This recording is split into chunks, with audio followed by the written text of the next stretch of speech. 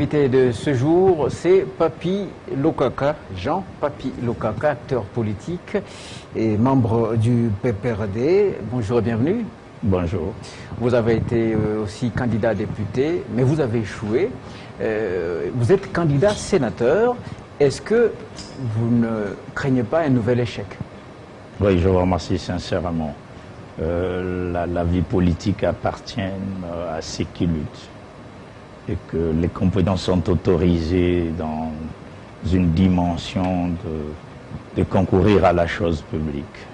Et donc mon parti, le PPRD, par le biais de son secrétaire permanent Emmanuel Ramazani Chedari, m'a aligné comme candidat sénateur pour la ville de Kinshasa au numéro 39.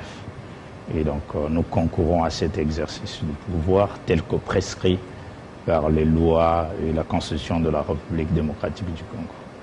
Donc ce qui n'est pas quelque chose auquel nous pouvons déplorer. Et donc il y a quelque chose en termes de lutte, des compétitions. Et si vous avez échoué hier, il y a lieu de réconceptualiser et réorienter les tirs politiques dans le cadre de la redynamisation et de l'animation de la vie publique en République démocratique du Congo.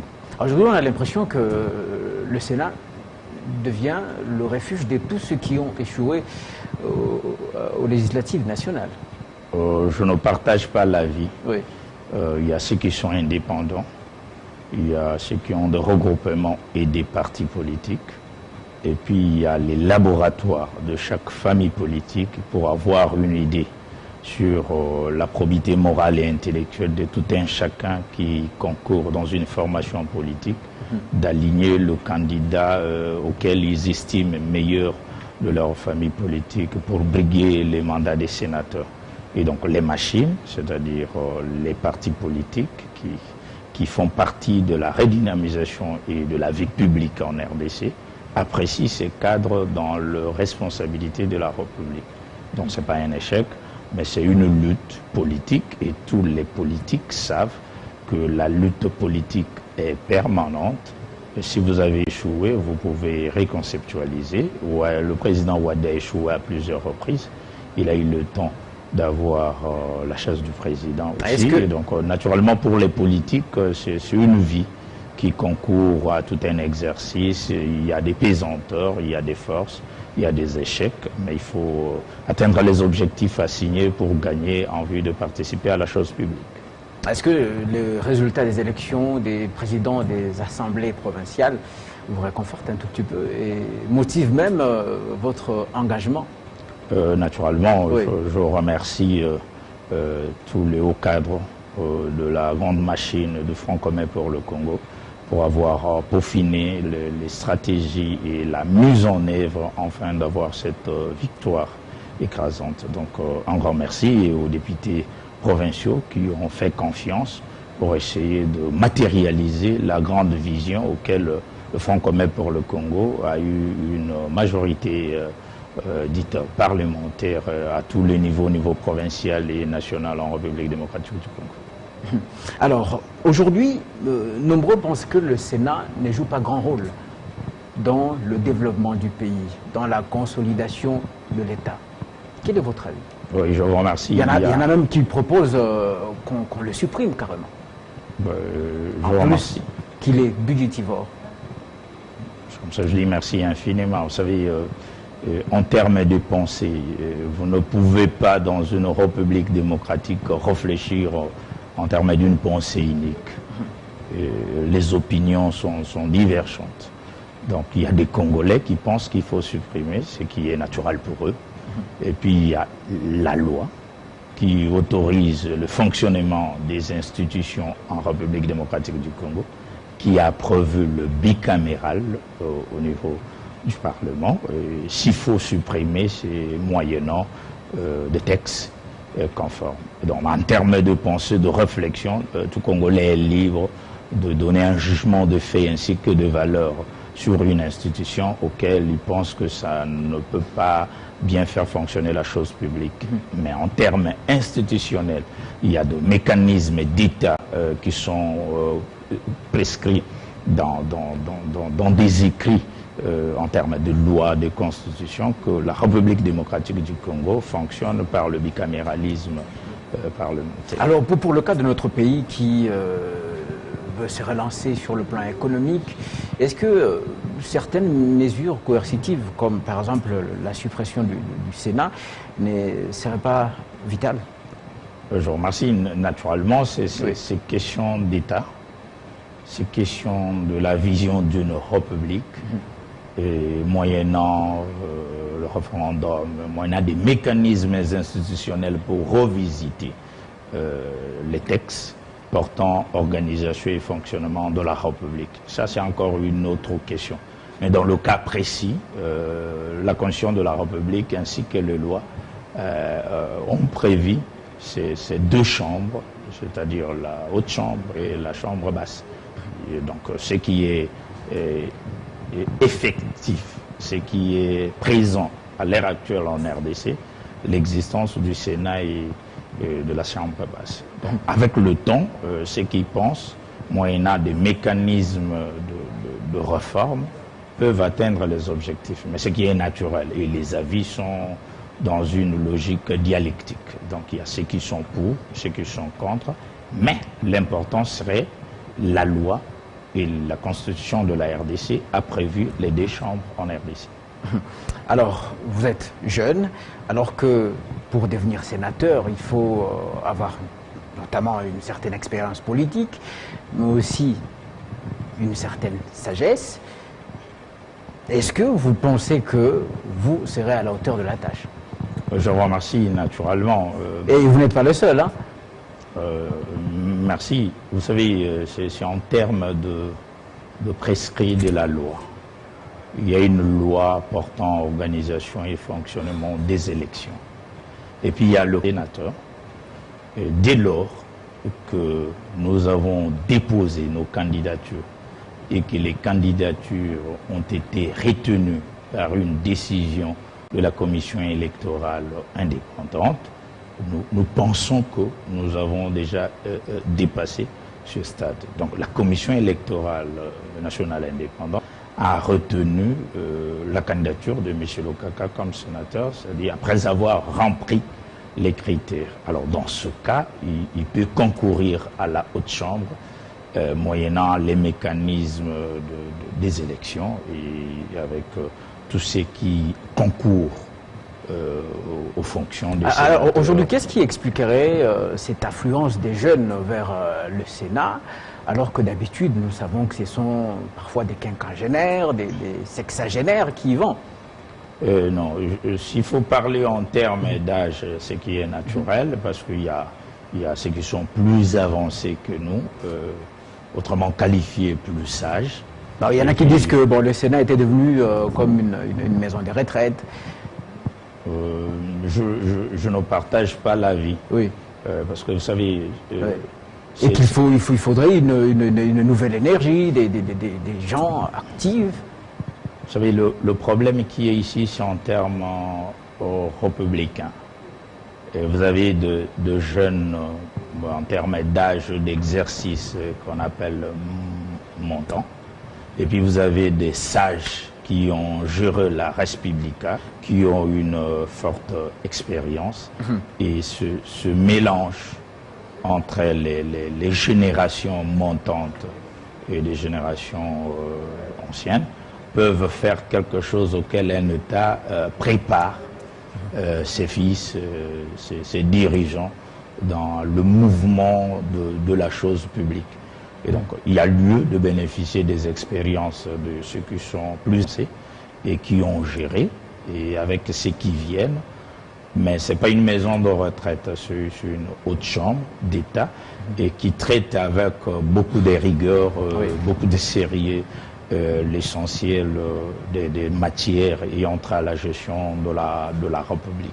Et donc je pense qu'au regard de ce que nous avons vécu durant les 10 ans sous la conduite du président Kengo et ceux qui ont eu l'opportunité de suivre la qualité des débats ainsi que des échanges, ça donne une idée vraiment de la haute chambre et que ça donne aux d'autres générations l'idée d'être posé, de procéder à des mécanismes qui font en sorte que l'État doit être analysé au fond avec sagesse, avec orientation, pas avec beaucoup de passion qui dérange aussi la vie publique. La campagne électorale a commencé, je crois bien. Naturellement. Est-ce que vous menez un lobbying assez important auprès des députés provinciaux? Généralement, ici, c'est la télé. Il y a des mécanismes pour participer à l'élection sénatoriale, ce qui ne nécessite pas l'appui du souverain primaire en termes techniques, parce qu'il s'agit des élections des grands électeurs au second degré. Et donc, par le biais, parce que nous étions candidats, pas indépendants, candidats d'un parti politique. Et un parti politique a ce qu'on appelle un regroupement politique avec ses alliances et tout. Il y a un exercice en amont personnel en termes d'acteurs politiques, et puis il y a un exercice en termes de groupe, c'est-à-dire le groupe du Front commun pour le Congo, oui, au regard de la candidature d'un cadre, d'une famille politique.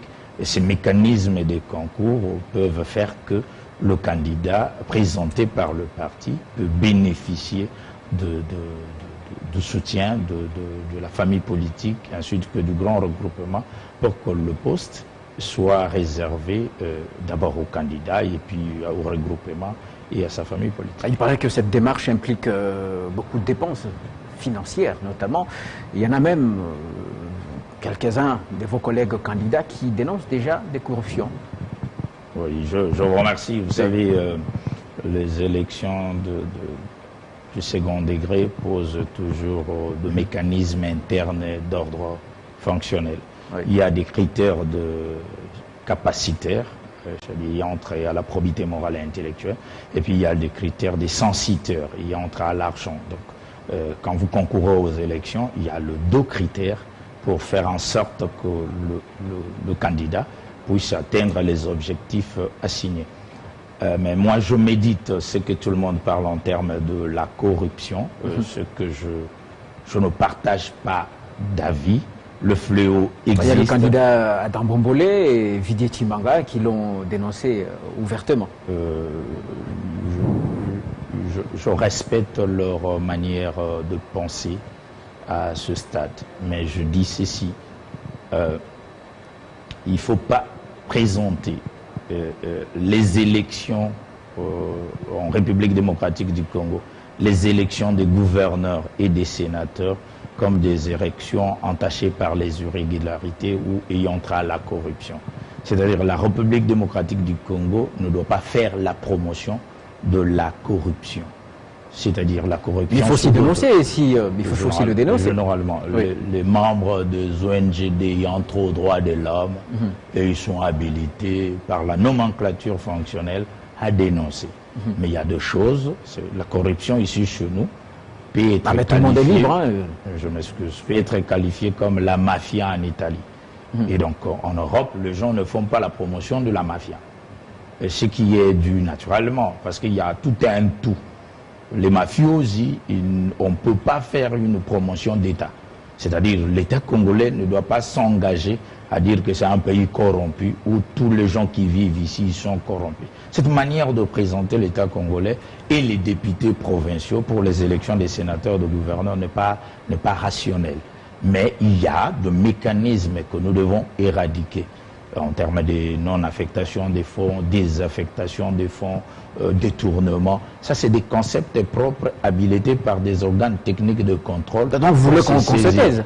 Non, il n'y a pas une manière de faire une promotion institutionnelle pour dire que les députés provinciaux sont de corrompus et que les élections des sénateurs ainsi que des gouverneurs sont des élections qui sont proches de la corruption. Non, c'est pas de la valeur, c'est de l'anti-valeur.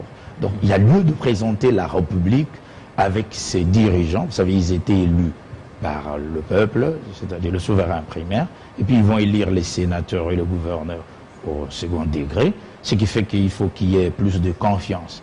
Il ne faut pas salir l'image nos députés provinciaux, parce qu'il s'agit des élections. Mais le second degré pose des atouts majeurs du départ, ce qui fait que les partis politiques qui concourent sous d'autres cieux, vous avez déjà l'idée. Dès lors que vous avez une majorité déclarée en termes politiques de l'Assemblée provinciale et de l'Assemblée nationale, vous avez déjà l'idée des sénateurs et des gouverneurs. Alors, dernière question, que comptez-vous apporter au prochain Sénat? Je vous remercie. De manière individuelle. Il y a le principe et puis il y a la pratique. C'est-à-dire, le principe démontre que les sénateurs de la République démocratique du Congo concourent à une éthique déontologique prescrite par les lois et la Constitution de la République. Donc, vous ne seriez pas sénateur pour se comporter tel que vous voulez. Il y a des règlements d'ordre intérieur et puis il y a des lois et une éthique de responsabilité. Et face à ça, il y a des objectifs assignés en termes de légiférer les lois, en termes de contrôle parlementaire et faire le rapport. Alors, ce qui est prescrit serait d'usage et d'utilité capitale.